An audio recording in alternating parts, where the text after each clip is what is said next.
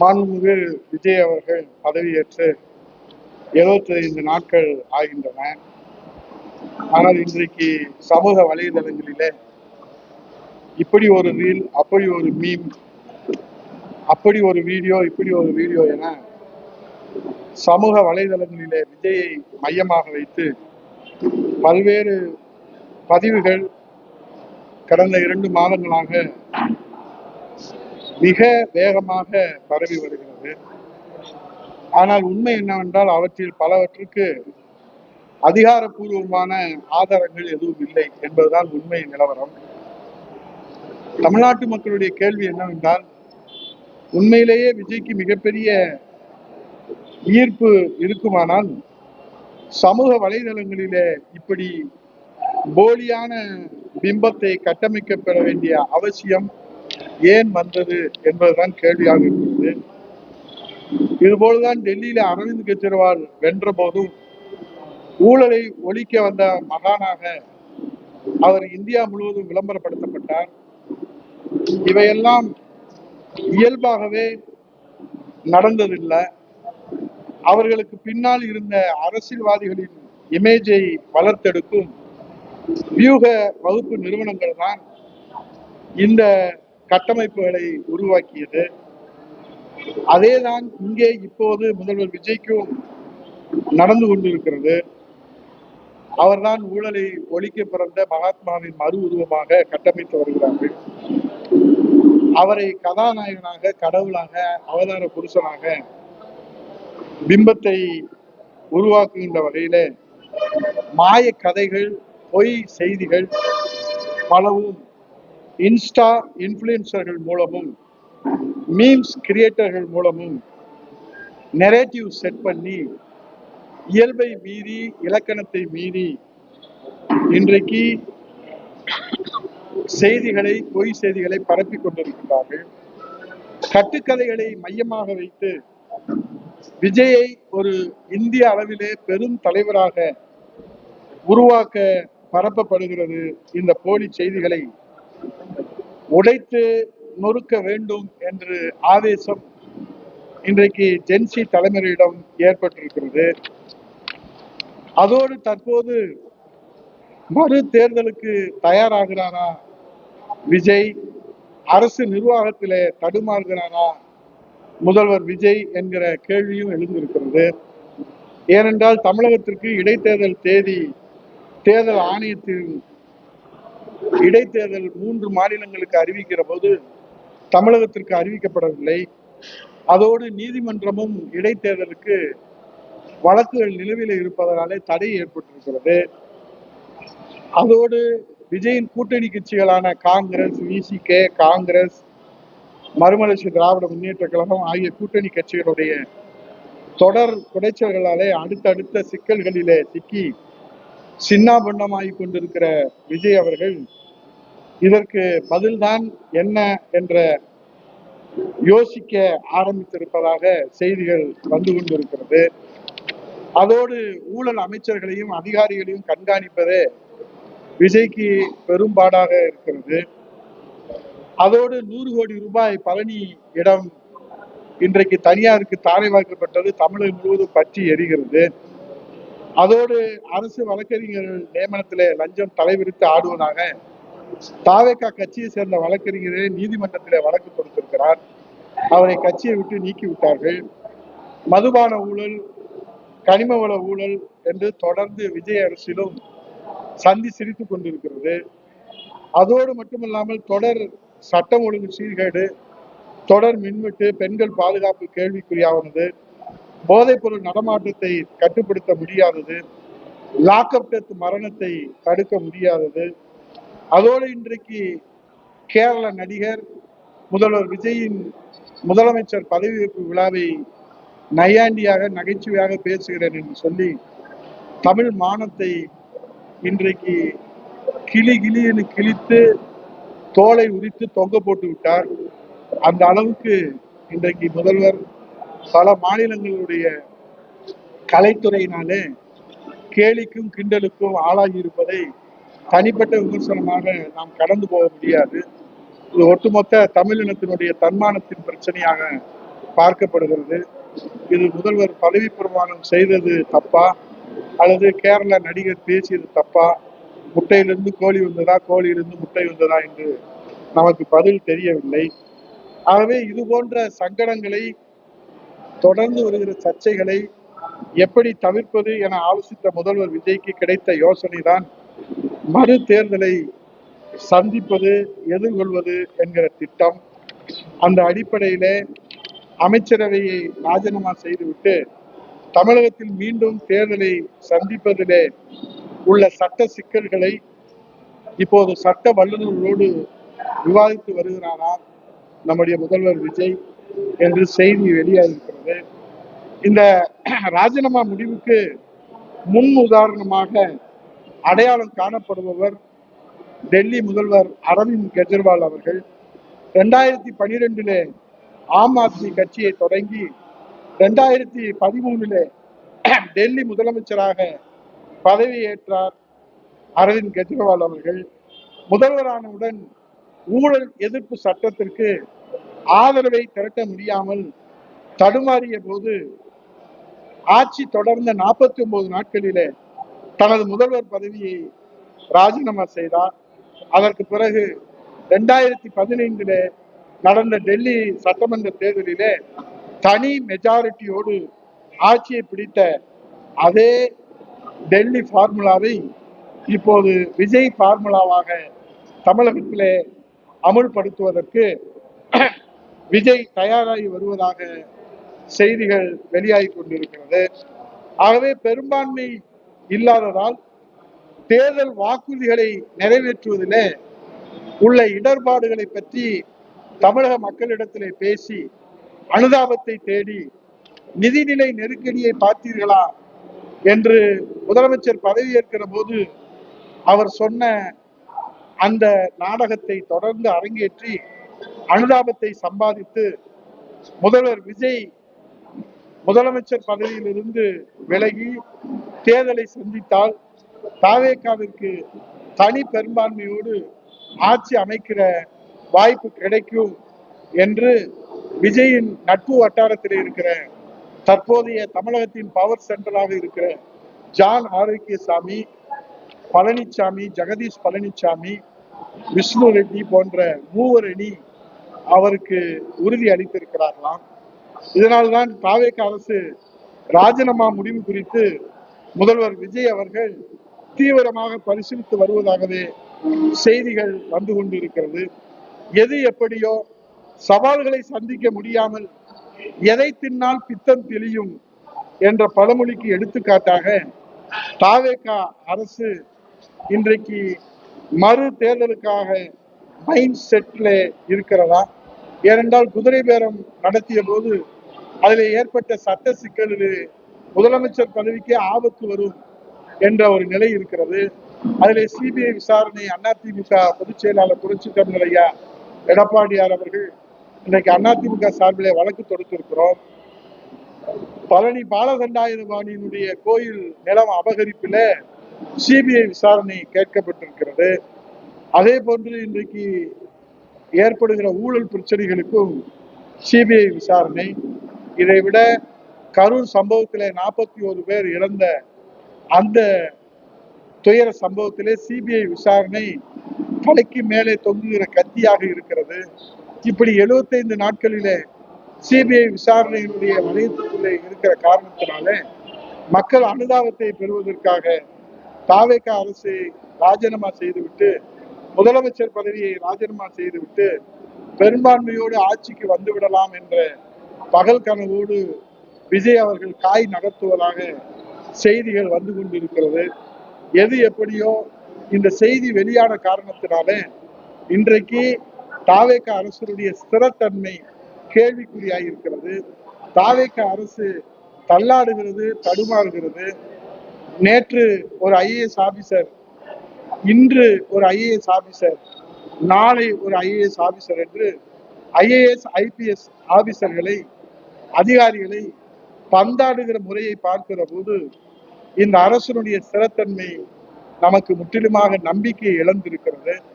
ஏனென்றால் IAS IPS அதிகாரிகளை இடமாற்றம் செய்வது என்பது அரசுக்கு உள்ள உரிமை, முதலமைச்சருக்கு உள்ள உரிமை, அமைச்சர்களுக்கு உள்ள உரிமை.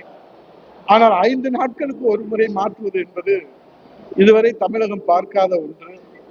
ராதாகிருஷ்ணன் போன்ற IAS அதிகாரிகள், உமாநாத் போன்றவர்கள், இப்படி என்னால் வரிசையாக பட்டியலிட்டு சொல்ல முடியும்.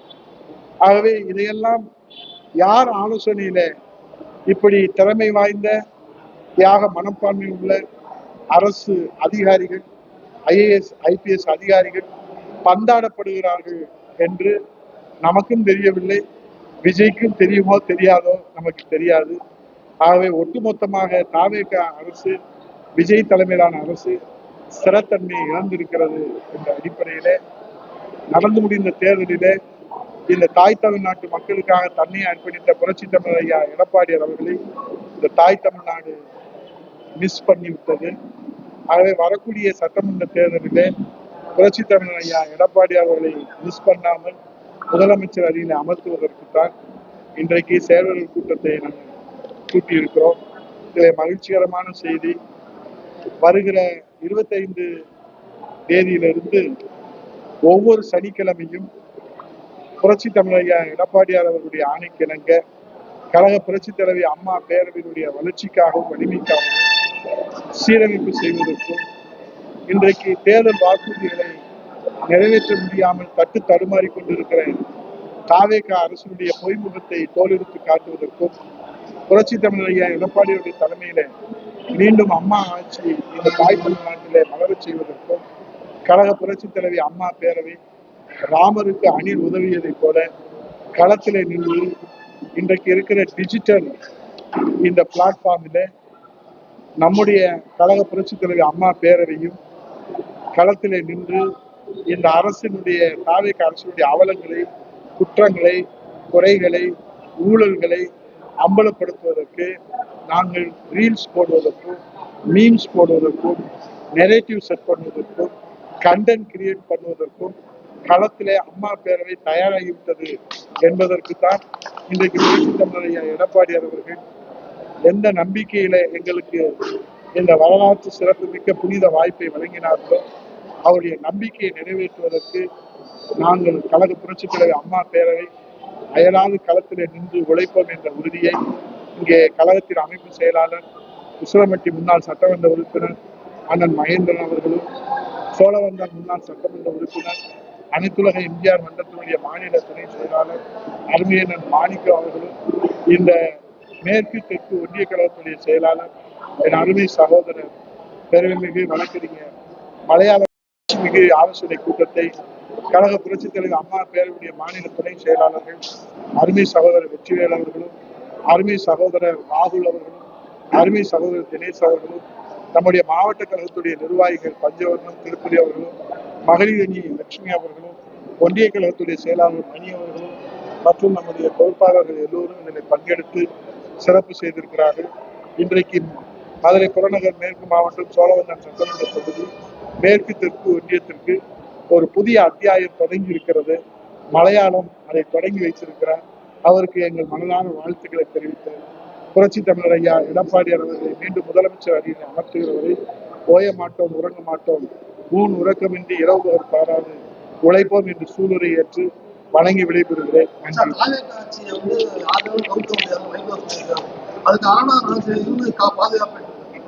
அவர் சொல்லிட்டாருல, நிச்சயமா பொறுத்திருந்து பார்ப்போம்.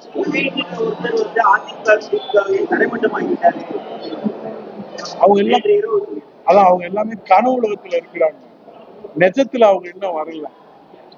75 ஆண்டுகள் கட்சி திராவிட முன்னேற்ற கழகம் பேரறிஞர் அண்ணா கொட்டுகிற மணியிலே ராபின்சன் பூங்காவிலே இது போன்ற மீம்ஸ் போட்டு இது போன்ற கண்டென்ட் கிரியேட் பண்ணி நெரேட்டிவ் செட் பண்ணி திமுக தொடங்கலாம்.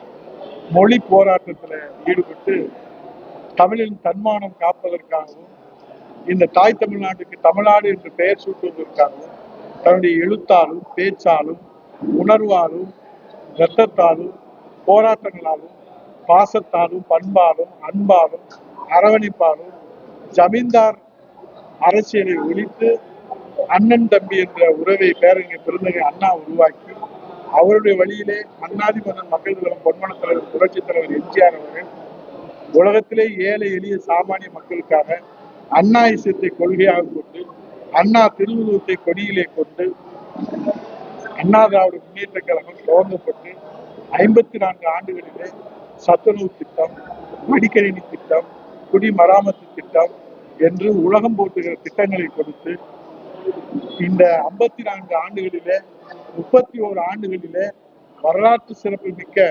69% இடஒதுக்கீடை புரட்சி தலைவி அம்மா அவர்கள் கொடுத்தார்கள்.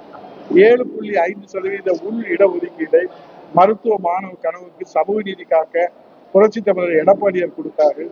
இப்படி வரலாறை நாம் சொல்லலாம். நேற்று துவங்கி இருக்கிற தாவேகா கட்சிக்கு என்ன வரலாறு என்பதை வைகோ அவர்கள் விரிவாக மேடையில பேசினால் அது ஏற்றுக்கொள்வதாக இருக்கும். அவருக்கு ஏதேனும் நாடாளுமன்ற மேலவை பதவி வேண்டும் என்றால் அது அவருக்கு ஜால்ரா அடிப்பதற்கு ஒரு அளவு இருக்கிறது. ஆனால் எனக்கு தெரிந்து கல் வேண்டுமானாலும் கரையுமே ஒழிய அண்ணன் வைகோ அவர்கள் அடிக்கிற ஜால்ராவிலே விஜயின் கல் மனசு கரையுமா என்பதை பொறுத்திருந்துதான் பார்க்க வேண்டும்.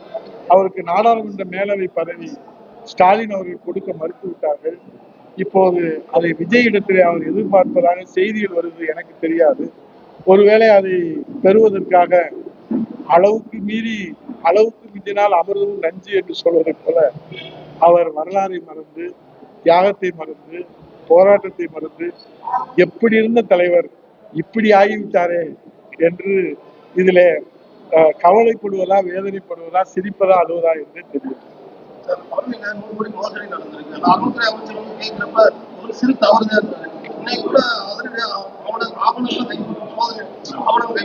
ஒருவேளை 100 கோடினால இது சிறு தவறு சொல்றாங்களோ என்னமோ. ஒரு 10,000 கோடி, ஒரு 20,000 கோடி, ஒரு 50,000 கோடி அடிச்சா அது ஒருவேளை பெரிய தவறுன்னு சொல்லுவாங்களோ என்னமோ தெரியாது. ஒரு அண்ணன் கூட பேசும்போது சொன்னாரு, கடுகு சிரித்தாரு காவல் சிரிக்காதுன்னு. ரமேஷ் இருக்காரு, ரமேஷ் ஜனதால பண்ணாங்க. அடே அப்பா, அவருடைய பேச்சோ அடே அப்பா அசந்து போயிரும் பாருங்க. அதான் சொல்லுல, செம்ப வச்சுட்டு அண்டாவத்து கதையை ஆகிடுச்சு. ஏங்க கண்ணுல முடிச்சுக்கிட்டு இருக்கிற போதே சப்ரிஸ்டார லீவ்ல போக சொல்லி, கொடைக்கானல் இருக்கிற சப்ரிஸ்டாரை வர சொல்லி, அதை உடனே அவசரமா பதிச்சு அந்த 100 கோடி சொத்து வந்து தனியாருக்கு தாரை வாக்கணும்னு இப்ப என்ன அவசியம் இருக்கு? அது கார் பார்க்கிங்கா இருக்குது, பாலம் தண்டாதிபதி போகுது. அதுக்கு இவ்வளவு நெரேட்டிவ் செட் பண்ணிருக்காங்க. நெரேட்டிவ் செட் பண்றதுல தாவேகா கட்சியை மிஞ்சுறதுக்கு தாவேகா கட்சி தான், வேற யாராலும் முடியாது. இன்னும் பாருங்க, இன்னும் பல வந்து தமிழ்நாட்டுல இன்னும் என்னென்னமோ நடக்க போகுது. ஒருவேளை தமிழ்நாட்டே பட்டா போட்டு கொடுத்துட்டு இதெல்லாம் தவறுதானுங்க அப்படின்னு சொன்னாலும் சொல்லுவாங்க. பொறுத்திருந்து பார்ப்போம்.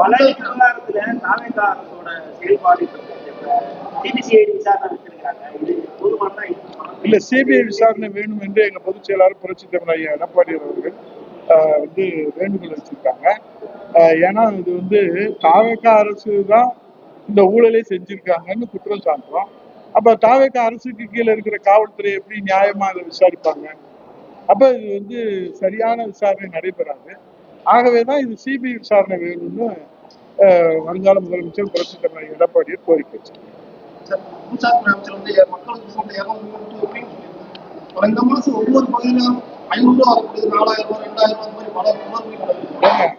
அவர் சொல்றது நம்பிட்டீங்களா? நம்பாதீங்க. அவர் பேசுறதெல்லாம் பச்சை பொய்ங்க. அவர் எங்க கூட இருந்தவர் தான், அவர் நம்மால் தான். அவரு நாங்க தானே அவர் அனுப்பிச்சிருக்கோம், விஜய் முடிச்சுட்டு வாப்பான்னு அனுப்பிச்சிருக்கோம் நாங்க. அதனால அவர் 200 யூனிட் மின்சாரம் இப்ப கரண்ட் கட்டாது, அது யார் காரணம்ன்றீங்க? அது நிர்மல்குமார் விஜய் முடிக்கிறதுக்காக அவர் மின்தடை ஏற்படுத்துவாரு, போராட்டம் நடக்கும், 200 யூனிட் மின்சாரம் தரமாட்டாரு. அவர் யாருன்னு நினைக்கிறீங்க? நாங்க அனுப்பிச்சுட்ட ஆள். அது சொல்லுவாங்கல்ல, ஸ்பைன்னு சொல்லுவாங்கல்ல, அதான் அதிமுகவுடைய ஸ்பை தான் நிர்மல்குமார். அவர் இல்லைன்னு சொல்லுங்க பாக்கலாம். எங்க கட்சியில இருந்து அவர் பேசின ஆதாரம் உங்க டிவிலே போட்டிருக்கீங்க. திமுகவை ஒழிப்பதற்கு இந்த நாட்டிலே, தமிழ்நாட்டிலே தகுதியுள்ள ஒரே தலைவன், ஒப்பற்ற தலைவன் புரட்சி தமிழர் எடப்பாடியார் தான் அப்படின்னு சொன்னது இந்த உதயகுமார் இல்ல, சிடிஆர் நிர்மல்குமார். அவர் நாங்க தான் அனுப்பிச்சு வச்சிருக்கிறோம். விஜய் முடிச்சுட்டு தான் வருவார்.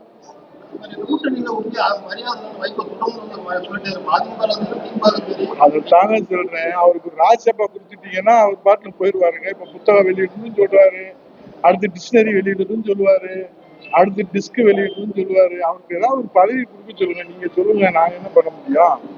அவர் வந்து நம்பிக்கை விதி நம்பிக்கை பிறகுக்கா நெஞ்ச கிழிச்சா காட்ட முடியும். இதுக்கு மேல ஒருத்தர் எப்படிங்க கூற முடியும்? இந்திய ஜனாதிபதி அளவுக்கு கூறியாச்சு. இந்தியாவுக்கே ஜனாதிபதி ஆகக்கூடிய தகுதி விஜய்க்கு தான் இருக்கு. திமுக கிடையாது. அவர் வளர்த்து விட்ட திமுக கிடையாதுட்டாரு. இன்னும் சொல்ல போனா மறுமலர்ச்சி திராவிட முன்னேற்ற கழகத்துக்கே கிடையாதுட்டாரு. அப்படி ஒரு கட்சி இருக்கிறதே அண்ணன் வைகோ மறந்துட்டாங்க.